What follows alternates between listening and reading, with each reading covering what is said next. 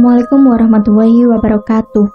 Kembali lagi di cerita horor, yang pada episode kali ini merupakan cerita tentang kuntilanak di sumur rumah kosku. Cerita ini diangkat dari tweet yang dituliskan oleh Nightwalker 83. Kisah ini terjadi sekitar tahun 2010. Ketika aku masih kuliah. Jadi pindah kamu, Le. Tiba-tiba Pak Arsyad, bapak kosku yang polisi itu, muncul di depan pintu kamar kos. Oh iya Pak, makasih banyak saya sudah diterima kos di kosan Bapak, jawabku. Ya wes, dimanapun kamu tinggal, yang penting nyaman ya Le. Terus mainlah kapan-kapan kesini.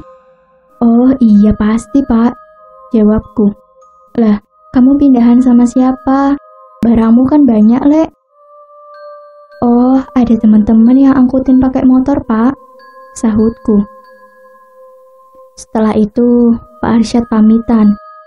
Dan sejam kemudian, aku menemuinya lagi untuk balikin kunci ke rumahnya. Sebetulnya, kosan Pak Arsyad itu nyaman bagiku. Dengan harga 450 yang mana disertai kamar mandi sendiri setiap kamarnya. Cuma aku tidak betah karena kosannya sudah mulai berisik, seiring banyaknya mahasiswa baru yang kos di sana. Dan pada akhirnya, aku memutuskan untuk pindah. Tapi masih di wilayah yang sama. Kosanku yang baru itu malah lebih murah, hanya 300.000. Dan beruntungnya aku sebab kosan ini bentuknya satu rumah, jadi bisa dibilang seperti rumah kontrakan. Rumahnya lumayan agak besar, dengan ruang tamu dan dapur, serta kamar tidur dan kamar mandi di dalam. Waktu aku datang saat itu rumahnya sudah kosong selama 3 bulan, jadi masih agak kotor dan berantakan.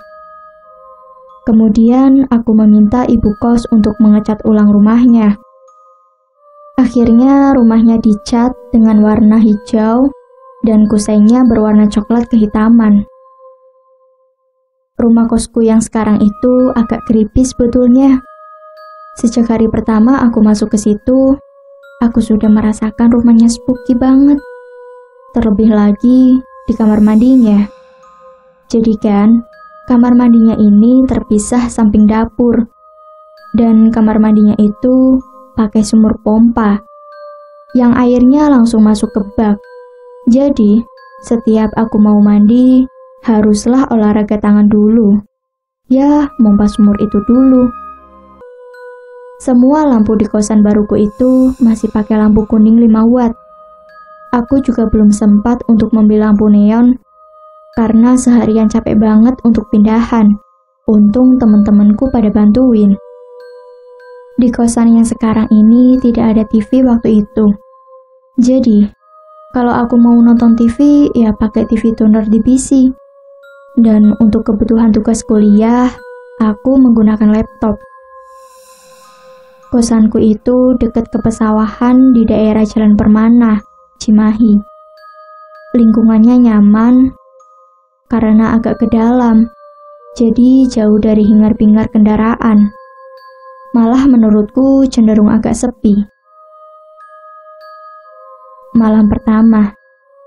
Ya, ini malam pertama aku tinggal di kosan baruku. Setelah bosan main game seharian di laptopku, kini aku mulai ngantuk dan masuk ke kamar. Sekitar jam 2 malam, aku terbangun. Saat itu aku mendengar suara cewek menangis. Kemudian aku duduk mencoba mendengarkan arah suara itu. Aku dengerin secara seksama. Tapi suaranya selalu berpindah-pindah.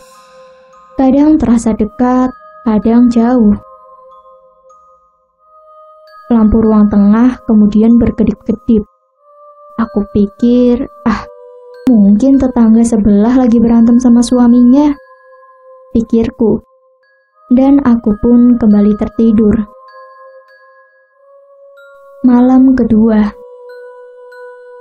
Aku pagi-pagi sudah ke warung samping kosku, sekalian berkenalan sama tetangga sekitar. Orang-orang di sana ramah banget, makanya aku pikir aku bakalan betah. Aku membeli 3 buah lampu untuk di kamar, di ruang tengah, dan di kamar mandi. Kebetulan hari itu nggak ada jadwal kuliah, jadi siangnya aku bisa ke camp dan beres-beres rumah. Malamnya, setelah aku masak buat makan malam, aku kembali main game di laptopku. Jam 11 aku sudah masuk kamar. Jam 2 aku kebangun lagi karena mendengar suara cewek menangis. Aku pun penasaran, kok ini tetangga berantemnya di jadwal amat ya? Aku penasaran karena suara tangisannya sangat dekat. Aku bangun, terus keluar ke ruang tengah. Aku berdiri mendengarkan arah suara tangisan itu. Tapi kok berhenti? Malah bulu kuduku merinding sejadi-jadinya. Pas aku mau nyamperin, kamar mandi tiba-tiba pintunya terbuka. Aku merasa agak aneh.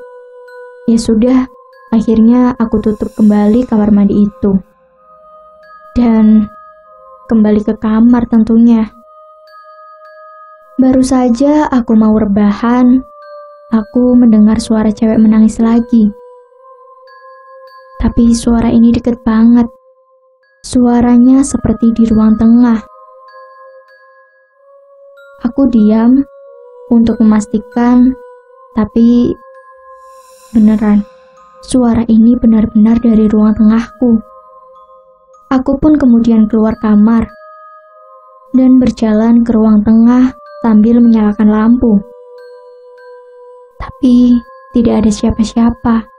Pas aku masuk ke pintu kamar mandi, ternyata sudah kebuka lagi. Ah, somplak, pikirku saat itu. Dan baru saja 2 langkah ke arah kamar mandi, pintunya tiba-tiba tertutup. Aku pun langsung masuk ke kamar dan tidur sambil memeluk guling. Malam ketiga. Setelah aku diganggu di malam kedua, aku mulai bercerita ke teman-temanku. Jadi kan, aku tuh punya teman-teman geng belajar. Namanya 501ers. Aku sebagai presidennya, Junet sebagai wakilnya, lalu ada Jo, Di, Ipoy, Dudu, Duye, dan juga Bulba. Aku ditunjuk sebagai presiden 501ers karena aku yang paling tua di situ. Aku menceritakan tuh pengalaman di malam kedua dan juga malam pertamaku yang kemarin-kemarin. Jujur, mereka jadinya ogah main ke kosanku. Ditambah lagi pengalaman si Dudu waktu ke kosanku. Jadi begini ceritanya. Waktu itu, aku ada tugas kelompok dari dosen linguistik. Biasanya, kita kalau ada tugas pasti ngerjain di kosanku, karena lebih leluasa. Waktu itu aku nyuruh si Dudu ke kosan, ba'da maghrib. Nah, pas si Dudu ngabarin mau ke kosanku, aku bilang sama dia kalau aku ada di kosan. Jadi, dia kusuruh langsung masuk saja, karena pintu tidak dikunci. Jam 18:15, si Dudu sampai depan kosan. Dudu sempat memanggil-manggil aku karena pintu depan ditutup. Karena aku nggak juga bukain pintu, akhirnya dia mengintip lewat celah gorden. Dan dia melihat ada orang di dalam ruang tidurku ke kamar mandi. Akhirnya dia membuka pintu dan masuk. Hadeh, Suraji, dari tadi dipanggil-panggil bukannya bukain pintu, baru bangun Ji. Dia duduk di karpet sambil buka laptop. Dah lama banget dia nungguin aku keluar dari kamar mandi, sambil teriak-teriak nanya ini itu, tapi tidak ada jawaban. 30 menit kemudian, aku datang sambil membawa bungkusan plastik hitam. Aku tadi keluar dulu beli makanan di warung nasi depan.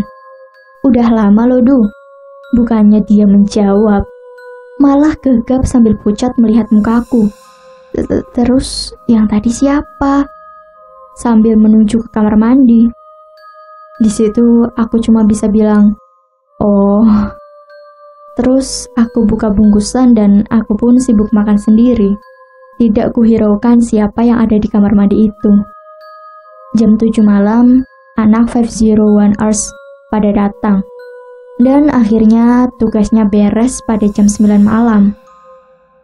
Setelah itu mereka balik kandang masing-masing. Tinggallah aku sendirian di kosan. Seperti biasa, aku main tropiku dulu sampai jam 11 malam. Baru setelah jam 12 malam aku masuk kandang. Aku terlelap tidur sampai akhirnya terbangun karena aku mendengar ada suara air mengocor dari keran ke ember di kamar mandi. Dan bukan hanya itu. Aku mendengar ada orang yang sedang memompa. Suaranya berdecit-decit bikin ngilu. Bunyi tuas sumur pompa berdentang beradu dengan tembok sumur. Aku dengerin dengan seksama. Aku nggak mimpi. Kemudian aku mengambil HP dan lihat jam. Buset. Jam 2:35 pagi dini hari. Siapa pula yang ambil air jam segini? Lagian kan aku di kosan sendirian. Akhirnya aku bangun dan berjalan pelan-pelan menghindari buku yang berserakan di lantai. Aku sengaja tidak menyalakan lampu tengah. Jadi suasananya saat itu rumah kosku itu gelap gulita. Semakin lama aku semakin dekat ke pintu kamar mandi. Bunyi pompa masih terdengar. Akhirnya aku dorong pintu kamar mandi pelan-pelan dan menimbulkan suara digit engsel pintu yang karatan. Pintu pun terbuka. Di antara remang lampu bolam kuning 5 watt, aku melihat tuas sumur pompanya terangkat ke atas seperti ada orang yang sedang memegang tuasnya untuk memompa. Padahal tuasnya rusak, jadi selalu dalam posisi mati. Namun kali ini, dia bisa bergerak sendiri. Aku masih berdiri di depan pintu. Tiba-tiba, badanku terasa sangat dingin, sampai pori-pori mukaku menebal. Bulu kaki dan tangan mulai berdiri. Aku masih berdiri di ambang pintu kamar mandi di depan tuas pompa yang masih posisi terangkat. Suara tetesan air dari keran ke ember terasa melambat. Aku masih terpaku di posisi yang sama, tak bergerak sampai akhirnya, gebrak. Tuas pompa terjatuh ke posisi awal. Aku sempat kaget dan mundur ke belakang sampai banting pintu kamar mandi. Aku kesal karena kaget. Akhirnya aku tendang pintu kamar mandinya sambil menggerutu masuk ke kamar. Jantungku masih berdetak cepat karena kaget. Kemudian aku tarik selimut sambil mengusapin dada. Dan malam keempat, aku sengaja tidak menceritakan kejadian semalam kepada teman-temanku karena takut mereka makin ogah untuk datang. Aku bukannya takut, tapi ogah banget kalau harus bikin tugas di rumah si Ju, di Cisangkan. Apalagi di rumah si June di Cisarua. Makanya, aku memilih untuk diam. Siangnya aku kuliah seperti biasa. Jam 2 aku balik ke kosan sama teman yang lain. Sidi sibuk mainin gitar diiringi lagunya, sedangkan aku sibuk masak di dapur. Jam 4 kita makan bareng. Ya, hasil swadaya bersama lah.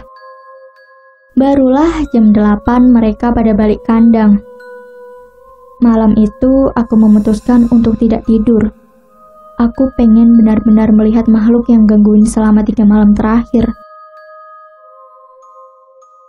Aku rebahan, pura-pura tidur di kamar, dan di ruang tengah aku gelapin. Terus gorden pembatas antara kamar tidur dan ruang tengah sengaja aku gulung dan diikat. biar aku leluasa untuk melihat ke ruang tengah yang gelap. Jam 11, 12, 1, 2. Masih belum ada tanda-tanda penampakan. Akhirnya aku lelah. Aku menyerah. Namun baru saja aku mau terlelap, jreng. Gitarku tiba-tiba berbunyi sangat keras, lalu terjatuh ke lantai. Mau lo apa sih? Maksud lo gangguin apa? Kalau lo mau tinggal di sini silakan, tapi jangan pernah gangguin gue. Seketika, diam tidak ada suara.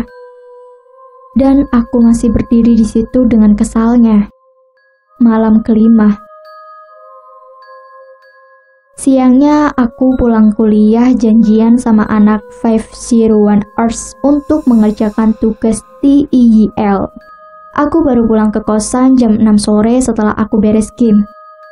Jam 7, temanku pada datang. Seperti biasa, aku masak dulu buat makan malam bareng. Setelah tugas kuliah selesai, kita ngobrol di ruang tengah.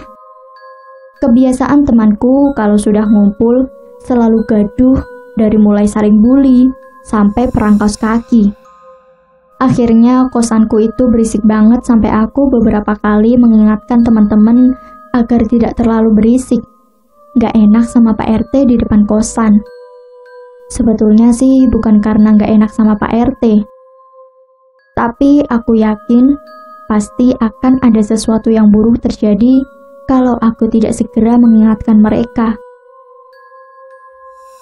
Akhirnya jam 1 mereka mengajak istirahat.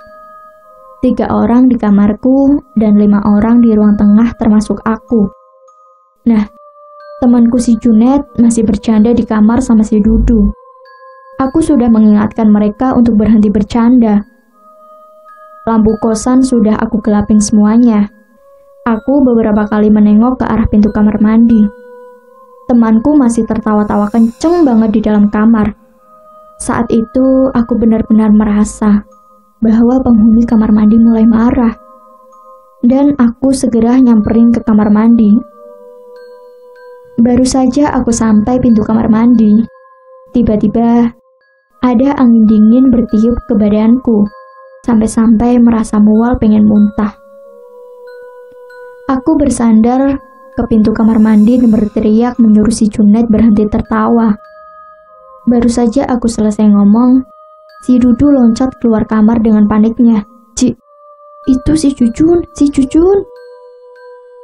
Aku menyalakan lampu kamar.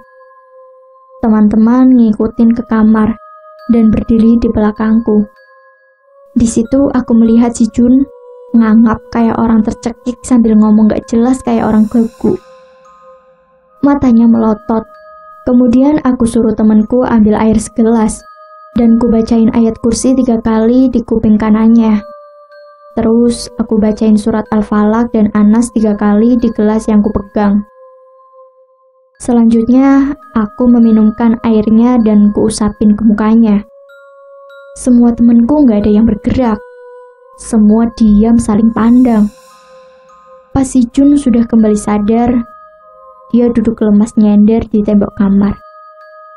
Gue kan udah bilang, lo gak usah ribut. Tahu rasa kan lo sekarang? Besok paginya, di jam kuliah, aku ngobrol sama temanku untuk ngadain yasinan, sekalian syukuran pindahanku. Dan aku doain siapapun penghuni tak kasat mata di rumah kosan agar diberikan ketenangan dan pengampunan.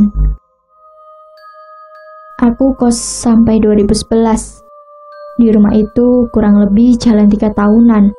Sampai akhirnya aku kerja di hotel tempatku sekarang sambil kuliah, dan aku pindah ke Bandung. Setelah aku mengadakan pengajian di kosan itu, kosanku aman. Tidak pernah lagi aku mendengar suara-suara aneh ataupun benda yang bergerak sendiri.